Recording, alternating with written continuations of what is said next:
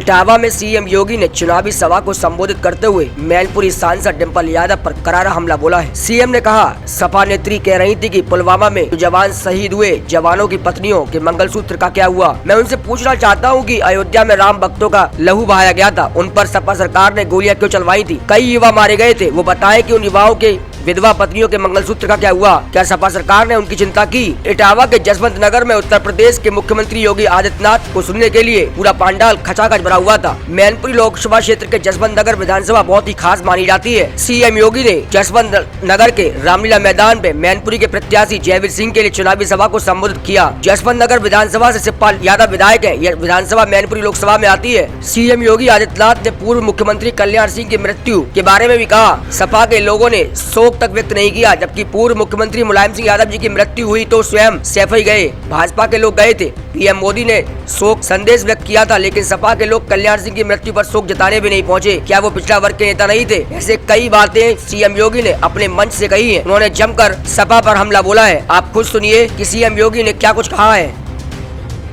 इस क्षेत्र के एक नेत्री के बयान को पढ़ रहा था और बहनों और भाइयों, इसके द्वारा कहा जा रहा था कि मोदी जी ने जो बात कह दी है कि कांग्रेस का घोषणा पत्र कहता है कि हम गरीबी हटाएंगे। अरे गरीबी हटाओ का नारा कांग्रेस का आज से है क्या? आज से 54 साल पहले श्रीमती इंदिरा गांधी जी ने 1970 में नारा दिया था गरीबी हटाओ का, और 54 वर्ष के बाद उनका पोता भी वही रोप टोदा रतन कर रहा है कि हम गरीबी हटाएंगे। अरे 65 वर्षों तक शासन किए थे, तब तो कुछ कर नहीं पाए थे, और आज गरीबी हटाओ की बात याद आ रही है। जब कांग्रेस की सत्ता थी तो गरीब भूखों मरता था, किसान आत्महत्या करता था, बेटी और व्यापारी सुरक्षित थी और नौजवान पलायन करता था। आज कहते हैं गरीबी हटाएंगे, और गरीबी कैसे हटाएंगे? गरीबी हटाने के लिए कह रहे हैं कि हम आपकी प्रॉपर्टी का सर्वे करवाएंगे। यानी आपके बाप दादों ने, आपके माँ बाप ने अगर कोई मकान एक शहर में बना दिया, एक गांव में बना दिया, आपके परिवार में 5 लोग हैं और 2 कमरों में रह सकते हैं, 4 कमरे हैं, तो 2 कमरे को ये लोग कांग्रेस और सपा के लोग हड़पने का कार्य करेंगे, हम सर्वे करा देंगे। अरे मेहनत करेगा हमारा आदमी, और हड़पने के लिए फिर एक कांग्रेस और सपा के गुंडों का भी चूड़ देंगे कि वे आपकी संपत्ति को हड़पने का काम करेंगे? क्या ये अधिकार देंगे आप? लेकिन कांग्रेस और सपा का इंडी गठबंधन का घोषणा पत्र इस बात को कहता है।